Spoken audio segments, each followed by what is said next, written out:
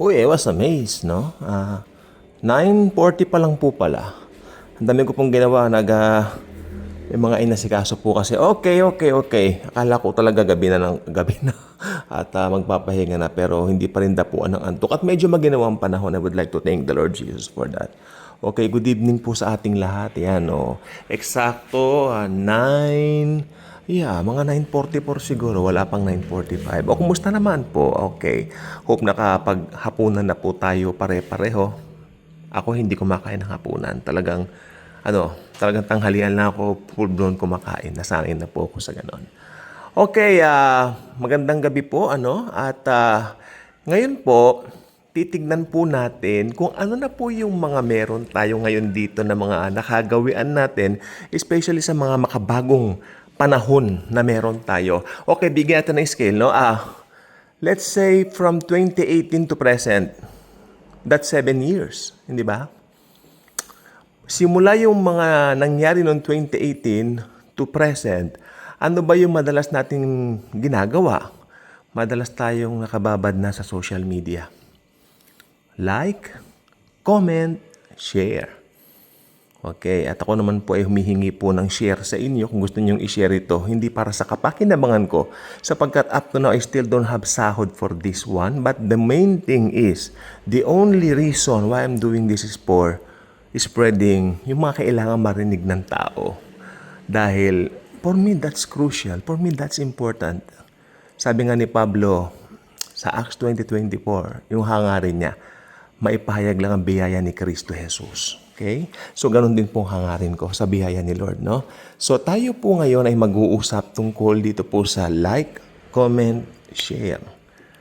Alam niyo po ba, merong isang sisikat na personality pagkatapos po ng rapture.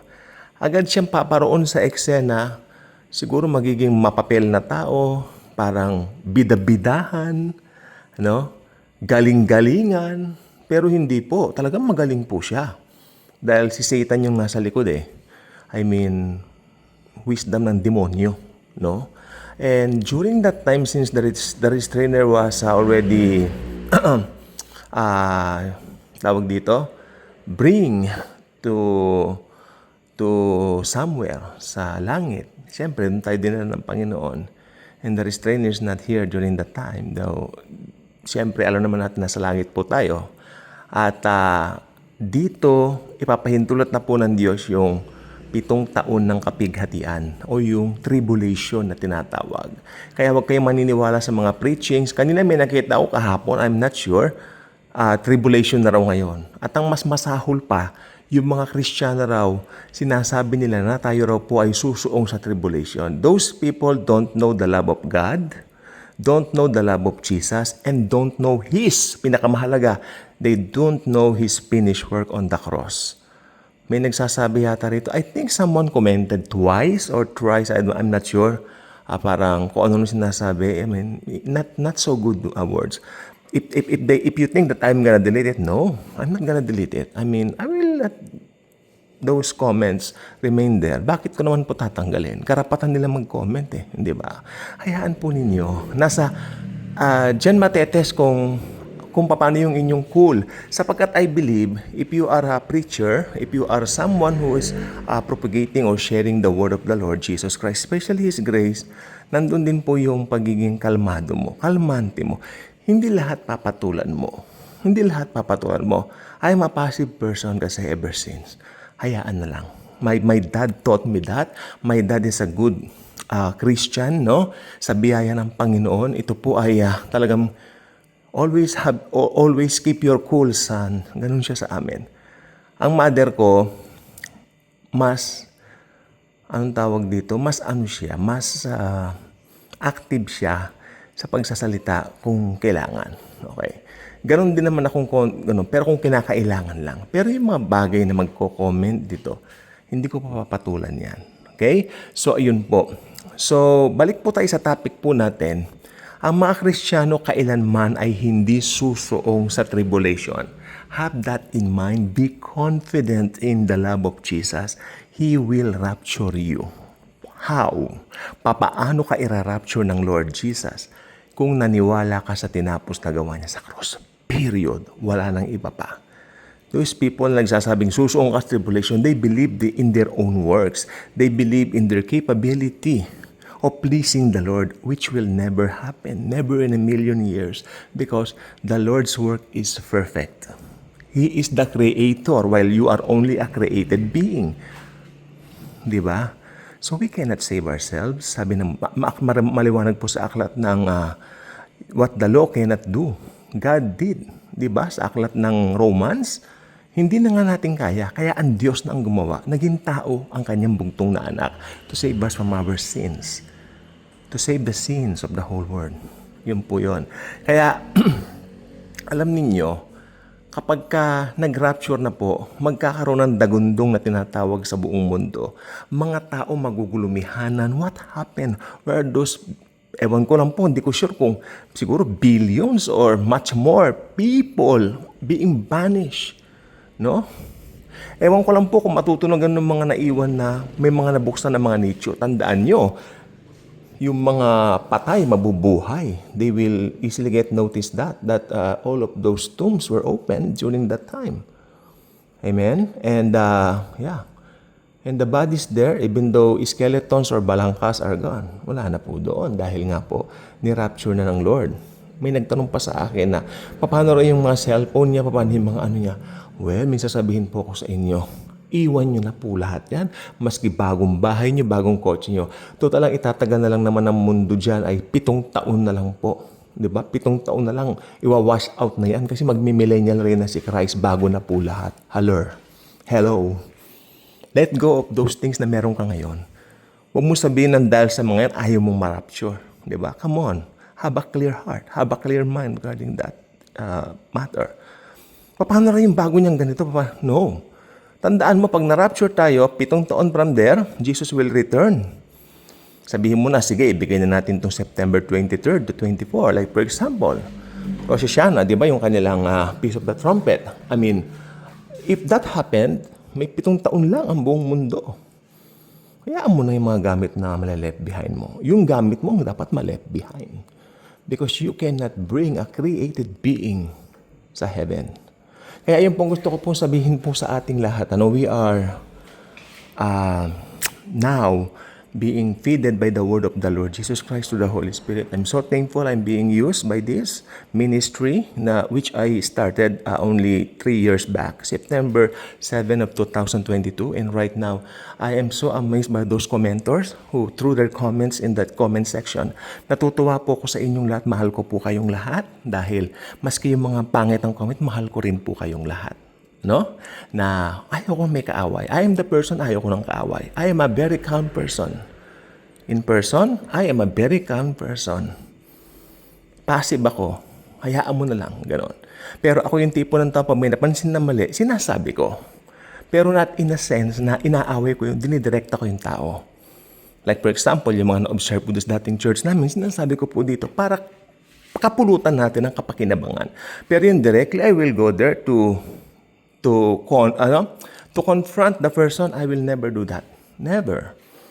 Kaya alam niyo po, dito po sa atin pong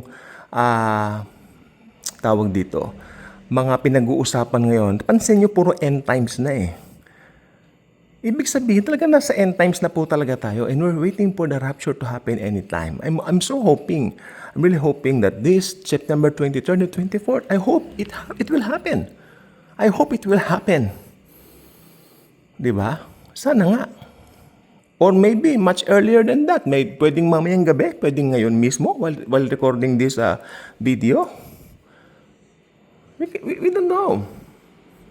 All we have to know is the rapture is mystery. It's an imminent one.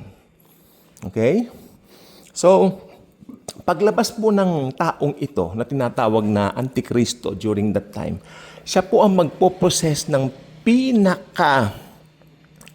mataas na antas ng popularity ka lang natin sa wikang English, na popularity. Masyado siyang famous. Did you guys remember a decade ago, we tend always to use the word famous on Facebook. Oy, famous ka.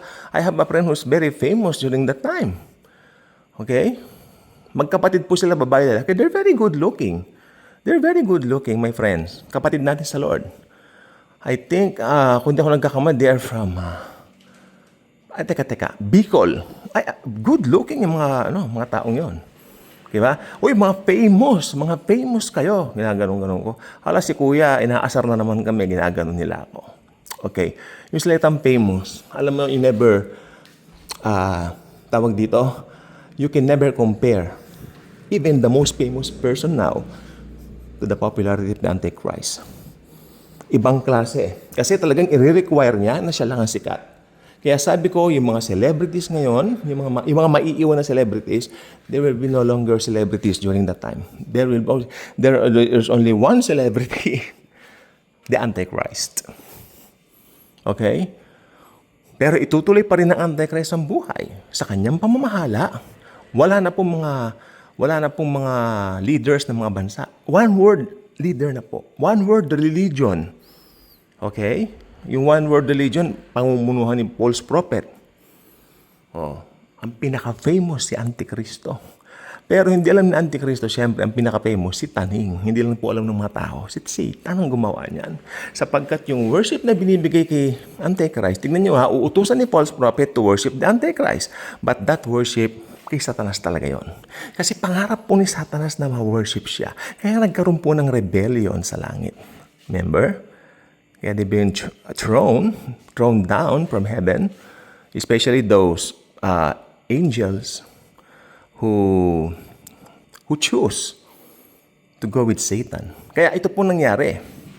Kaya yung pride na yan, kung mapapansin nyo, some celebrities now may mga taglay na pride. Especially Hollywood stars. May mga taglay na pride pag dumadaan sa may red carpet pa. Sinisigawan. No. Actually, yan ay a form of worship. Without the knowing, that's a form of worship. Idolatry ang tawag natin diyan. People right now are too idolatrous. Okay? Yan, sinasabi ko mo ang totoong ganyan. Kalagayan ng mundo yan eh. Kaya ang sistemang ito, pagdating ng Antikristo, tataglayin niya lahat yan sa kanyang sarili lamang. At least meron na po akong nabanggit sa inyo kung ano yung Antikristo just in case maiwan kayo and you don't decide for Jesus.